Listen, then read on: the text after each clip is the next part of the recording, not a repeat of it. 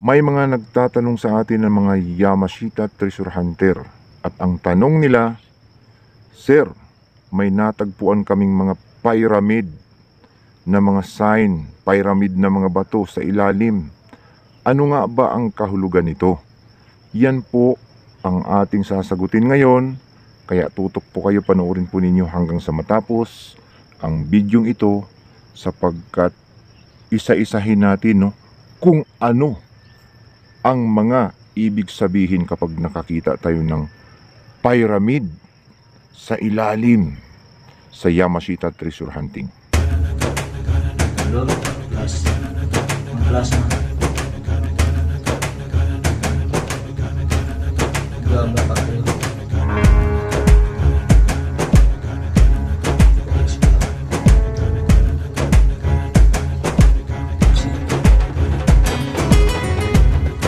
Magandang araw po sa kanilang lahat. Mayong adlaw sa inyong tanan diha sa Kabisayaan ug kaming Danawan. Naimbag na adlaw kada kayo amin. May adna adlaw gid sa inyo tanan dira sa Bacolod kag Iloilo sa akong mga kauturan ng mga Ilonggo. Assalamualaikum warahmatullahi ta'ala wa barakato. Luzon, Visayas, Mindanao. Tayo na naman po ay magbabalik sa isa na naman pong napakagandang topic na atin pong pag-uusapan ngayon tungkol po sa Yamashita Treasure Hunting, at ito nga po ay ang madalas na naitatanong sa atin at isang ka-treasure hunter natin ang nakatagpo ng pyramid sa ilalim, no? Pyramid, ano nga ba ang kahulugan nito sa Yamashita Treasure Hunting? Ito po ang ating pag-uusapan ngayon, kaya panoorin po ninyo ito hanggang sa matapos, no? Pero bago yan, tayo po muna ay magpapasalamat sa lahat po ng ating mga subscribers, no? Buzzers, haters, maraming salamat po sa patuloy po ninyong pagsuporta, panonood po sa aking mga videos, no? At sa hindi pa nakapag-subscribe, pakipindot na lamang po ang subscribe button sa ibaba at ang notification bell para updated po kayo sa mga susunod kong i-upload. At bilang suporta po yan sa aking channel. So diretso po tayo, continue po tayo sa atin pong pag-share ng mga ideas tungkol po sa Yamashita Treasure Hunting, at ito ngang napili natin ngayon na itinanong ng ating ka-treasure hunter tungkol po dito sa pyramid na Yamashita Treasure Sign na nakita niya sa ilalim.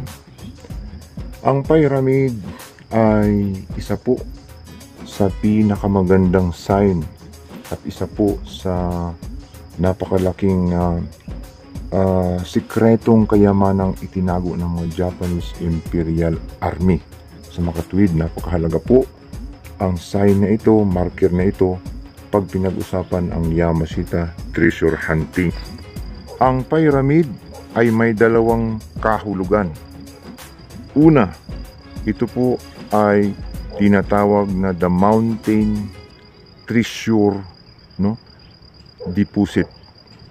The Mountain Treasure Deposits. Ulitin ko. Ito po ay ang mga Yamashita Treasure na kung saan naibaon po sa loob ng bundok, sa gilid ng bundok, nasa bundok, sa kabundukan, sa iba't ibang lugar po sa bansang Pilipinas. Kalawang kahulugan ng pyramid ay ang multiple Yamashita Treasure Deposit, no? Pag sinabing multiple Yamashita Treasure Deposit, ito po ay nangangahulugang hindi lamang iisa ang Yamashita Treasure na nakabaon. Ang pyramid na may tatlong mukha ng triangle, na ang triangle ay naglalarawan ng kayamanan, at ang tatlong mukha ay nagsasabing tatlong Yamashita Treasure Deposit ang itinago. At madalas ang kasama nitong mga sign markers ay mga triangles na mga bato. Makikita natin na maraming triangular na mga bato itong kasama. At hindi lang yan, may kasama pa itong mga hugis puso, pagong, no? Mga pagong, hugis puso, triangles. Mga naka-triangle na mga bato na naka-file, nakapurmang triangle na mga bato, mga punong kahoy na nakatriangle ang purma.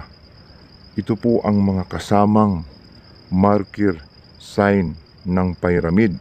At idagdag natin dyan yung mga letter D, letter T, no?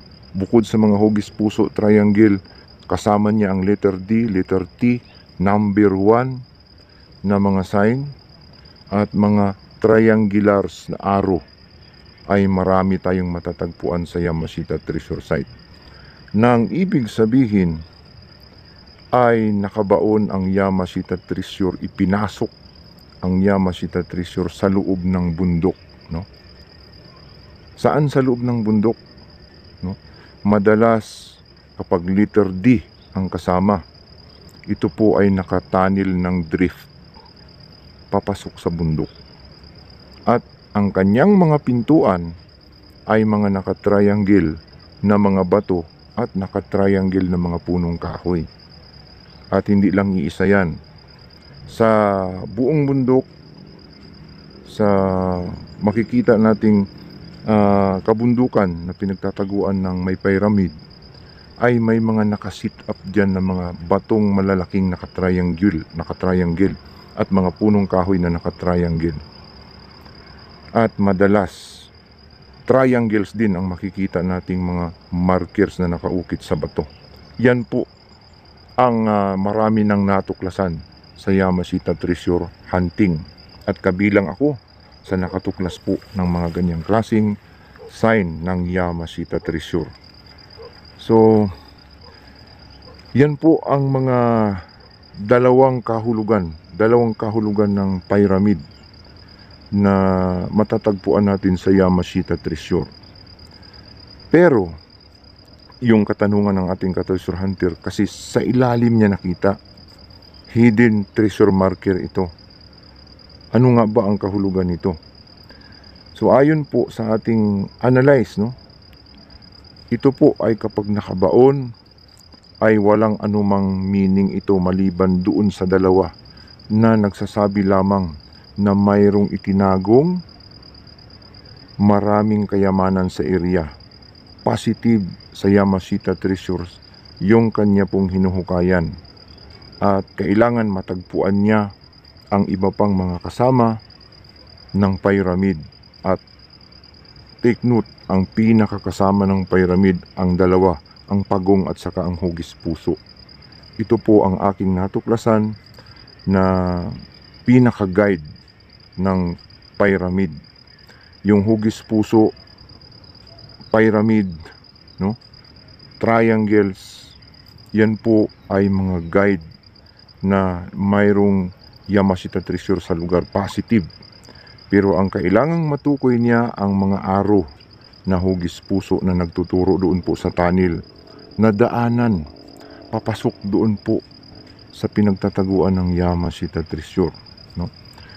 At kapag makita niya na may mga isda, no, may mga isda na bato, kasi kapag ang kasama ng pyramid ay mga triangular na mga puno, triangular na mga bato at isda, ibig sabihin niyan ay nasa tubig, water bank, no, kung saan nag-iipon ng tubig, nag-absorb ng tubig sa area, water basin.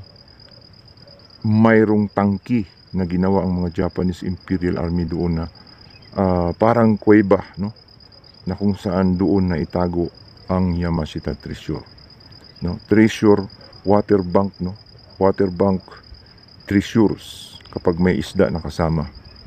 Yun po ay sikreto ng mga Japanese Imperial Army. Sa makatwid, ang pyramid na makikita natin ay simbolo lamang na mayroong itinagong kayamanan, at hindi po ito direktang nagtuturo sa direksyon sa kinaroroonan ng Yamashita Treasure. Ito lang ay patunay na positibo sa itinagong kayamanan ng lugar. Mayroong itinagong kayamanan sa lugar kapag nakakita tayo ng pyramid. At yung dalawang meaning noon na nagsasabing multiple Yamashita Treasure at mountain treasures ay yun po ang kanyang ipinapahanap sa lugar kung saan naroon nakatago ang kayamanang ibinaon po ng mga Japanese Imperial Army. So napakalinaw na positibo ang natagpuan ni ka-treasure hunter na Yamashita Treasure Site. So sana po ay nakapag-ambag na naman tayo ng kaunting idea, kaalaman tungkol po sa paghahanap ng itinagong kayamanan ng mga Japanese Imperial Army at nag-enjoy kayo dito po sa ating topic na naibahagi sa inyo. Kung mayroon po kayong nalalaman tungkol po sa pyramid at yung mga naka-recover na dito po sa mga sign markers ng pyramid, ay pwede po ninyong idagdag ang inyong pong mga komento sa ibaba para po makapag-ambag ng idea sa atin pong mga kababayang Yamashita Treasure Hunter. Hanggang dito na lamang po. Sana po ay suportahan nyo pa, no, ang aking channel at huwag nyo pong kalimutang mag-subscribe para po lumago ang atin pong YouTube channel. Hanggang sa sunod, to po ang inyong ka-treasure hunter nagsasabing kapag tayo po ay naghahanap, tsak na tayo po ay makakahanap.